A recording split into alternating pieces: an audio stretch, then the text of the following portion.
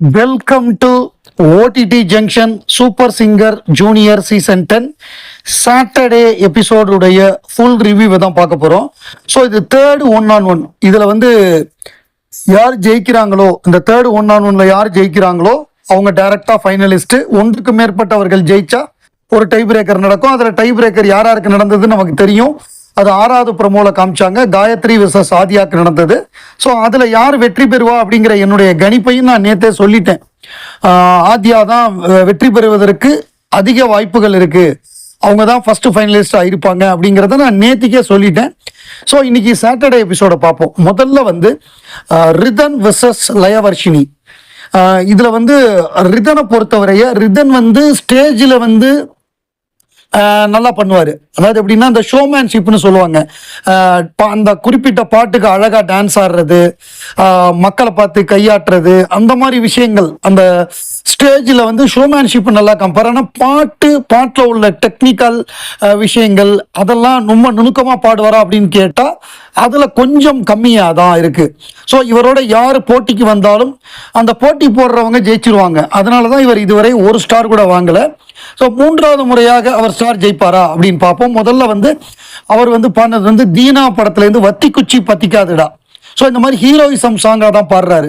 இதுக்கு முன்னாடி நான் பொல்லாதவன் பொய் சொல்லாதவன் அப்படிங்கிற பாட்டு பாடினாரு. இந்த முறை வத்தி குச்சி பத்திக்காதுடா பாடினாரு. இவருடைய வாய்ஸ் நல்லாவே இருக்கு, சூப்பராக பாடுறாரு.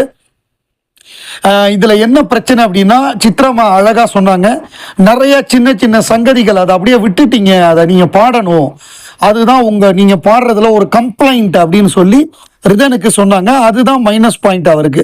ஸோ இவங்களோட போட்டியா பண்ணது லயவர்ஷினி. இவங்க நல்லா பாடக்கூடிய சிங்கர், இவங்க வாய்ஸும் நல்லா இருக்கும், டெக்னிக்கலாகவும் நல்லா பாடக்கூடிய சிங்கர். இவங்க பாடினது வந்து இன்று நீ நாளை நான் படத்துலேருந்து பொன்வானம் பன்னீர் தூவுது இந்நேரம்னு இசைஞானி இளையராஜா இசையில வைரமுத்து அவர்களோட வரிகள்ல ஜானகி அம்மா பாடின பாட்டு. இந்த பாட்டு ரொம்ப ஃபேமஸான பாட்டு 80sல.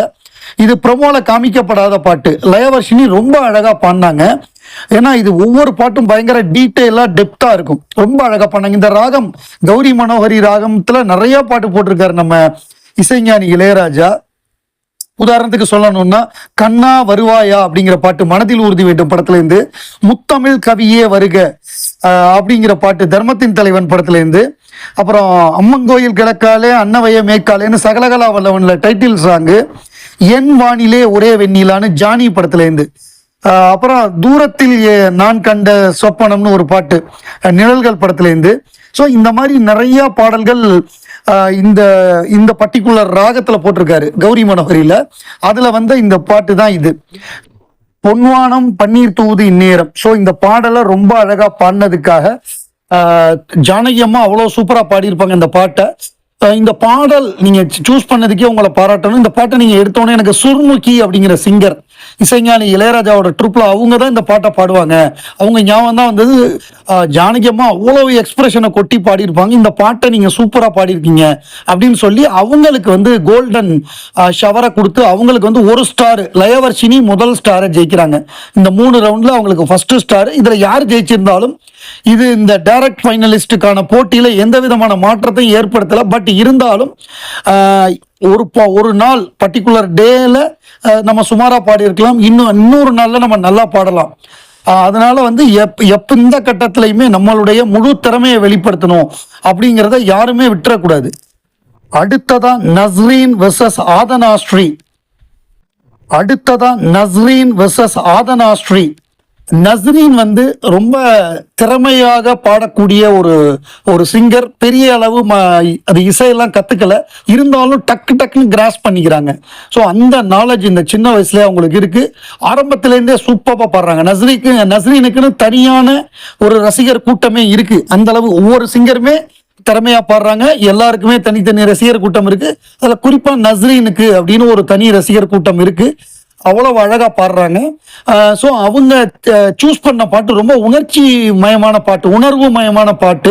பொன்னுமணி படத்துல இருந்து நெஞ்சுக்குள்ளே இன்னாருன்னு சொன்னா தெரியுமா. இது வந்து எப்படின்னா ஒரு டூயட் சாங்கு, ஒரு 2 சிங்கர்ஸ் பாடக்கூடிய சாங்கு.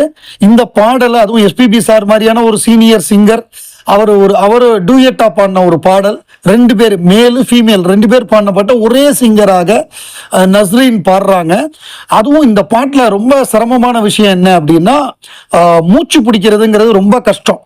பிரெத்து வந்து பிரெத் கண்ட்ரோல் வேணும் இந்த பாட்டெலாம் பாடுறதுக்கு. இதை வந்து ஒரே மூச்சில் இவங்க ஒரு பர்டிகுலர் லைனை பாடினது மிரண்டுட்டாங்க சித்ராமா.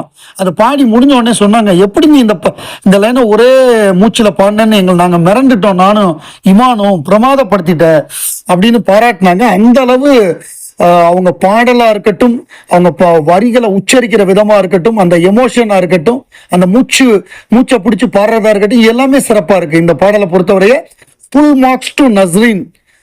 அவங்க ஏன் இதுல வந்து ஜெயிச்சாங்க அப்படிங்கிறதுக்கு இதுதான் முக்கியமான காரணம். இந்த திறமைகள் தான் முக்கியமான காரணம். அடுத்ததா நம்ம ஆதனாஸ்ரீ ரொம்ப நல்ல சிங்கர், ஏற்கனவே ஒரு ஸ்டார் ஜெயிச்சிருக்கிற சிங்கர். ஸோ அவங்க சூஸ் பண்ண பாட்டும் நல்ல பாட்டு. அவங்க சித்ராமா பாட்டை சூஸ் பண்ணியிருந்தாங்க. மௌனராகம் படத்துலேருந்து ஓஹோ மேகம் வந்ததோ அப்படிங்கிற பாட்டு ஒரு நல்ல ஒரு அழகான ஒரு பாட்டு, ஒரு மழையில பாடக்கூடிய ஒரு அழகான பாட்டு.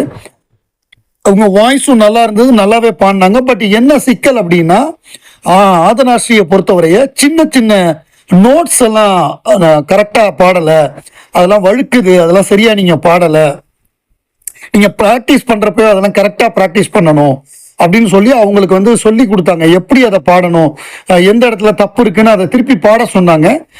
இவங்களும் ரொம்ப ஸ்போர்ட்டிவா, அதாவது யார் ஜெயிச்சாலுமே அதை பத்தி கவலைப்படாம மற்றவங்க ஜெயிச்சாலும் ஹாப்பியா இருக்கக்கூடிய ஒரு சிங்கர் வந்து ஆதனாஸ்ரீ. ஸோ இந்த முறை நஸ்ரீன் ஜெயிச்ச பொழுது அவங்க ரொம்ப ஹாப்பி. அவங்க வந்து அவங்கள ஹக் பண்ணி கை கொடுத்து அவங்க பாராட்டினாங்க. ஸோ நஸ்ரீனுடைய முழு திறமையும் இந்த பாடல்ல வெளிப்படுத்துது. அதுக்கு அவங்களுக்கு கோல்டன் ஷவர் கிடைச்சது. ஃபர்ஸ்ட் ஸ்டாரை அவங்க ஜெயிச்சிட்டாங்க நஸ்ரீன். சாட்டர்டே எபிசோடுக்கான கடைசி பாடல். இந்த கடைசி பாடலை பாடினது போட்டி யாருக்குன்னு பார்த்தோம்னா ஆத்யா வெர்சஸ் லயனட். நமக்கு இதோட ஒரு பாடல் தான் பாடுவாங்க, ஆத்யா பாடுவாங்க. அடுத்த பாடல் இதோட போட்டி பாட்டை வந்து சண்டே எபிசோடுடைய முதல் பாடலாக லயனட் பாடுவாங்க.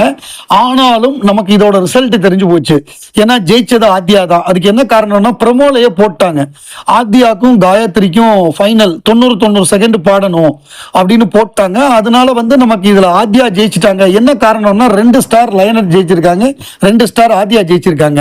ஸோ அப்போ அதுல ஜெயிச்சாதான் ஆத்யா வெர்சஸ் காயத்ரி வர முடியும். 2 பேரும் 3 ஸ்டார் ஜெயிச்சு. ஸோ நமக்கு அந்த சஸ்பென்ஸை உடைச்சிட்டாங்க ப்ரமோல.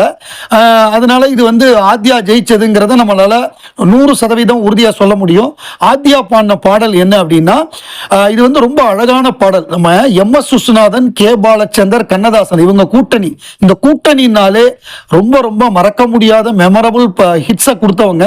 அதுக்கு உதாரணமா நிறைய பாடலை சொல்லலாம். வறுமை நிறம் சிவப்புல சிப்பி இருக்குது முத்தும் இருக்குது. அது எப்படின்னா கண்ணதாசனுக்கும் MS விஸ்வநாதனுக்கும் ஏற்படக்கூடிய அந்த சண்டையை வச்சுதான் எப்படி வந்து ஒரு பாடல் உருவாகுதுங்கிறத வந்து இவர் டியூன் கொடுக்க, அவர் வரி சொல்ல அந்த சிப்பி இருக்குது முத்தும் இருக்குது பாடல் உருவானது.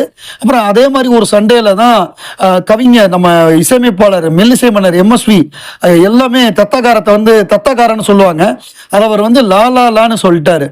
அப்படி சொன்ன உடனே அவரும் பாட்டு வரியெல்லாம் லா லான்னே முடிச்சாரு. அதாவது ஃபாதர் இன்லா மதர் இன்லாவை தவிர எல்லா லாவும் அதில் எழுதியிருந்தாரு.